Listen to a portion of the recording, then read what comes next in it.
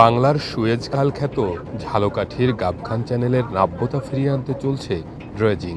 এই চ্যানেল দিয়েই চলে ঢাকা, চট্টগ্রাম, বরিশালের সঙ্গে খুলনা, মংলা ও ভারতীয় নৌ চলাচল।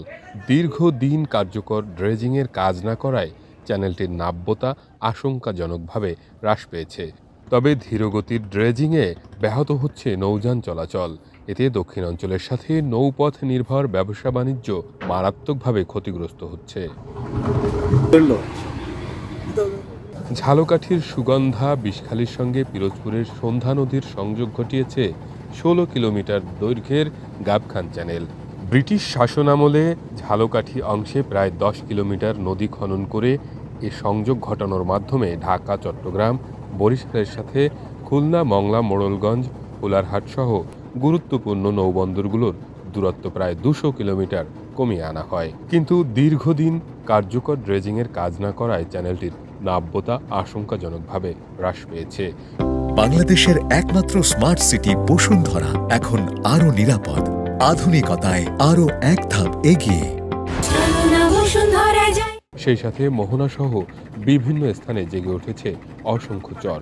ফলে এই চ্যানেল দিয়ে ভাটার সময় মাঝারি আকারের নৌযান চলাচল করতে পারে না। অপেক্ষা করতে হয় জোয়ারের জন্য। বড় নৌযানগুলো প্রায় ২০০ কিলোমিটার বেশি ঘুরে বঙ্গোপসাগর হয়ে চলাচল করে। মাঝারি নৌযানগুলো জোয়ারের সময় অত্যন্ত ধীর গতিতে সতর্কতার সঙ্গে এ চ্যানেল অতিক্রম করে। এক প্রান্ত দিয়ে চ্যানেলে নৌযান ঢুকলে অন্য প্রান্ত বন্ধ রাখতে হয়।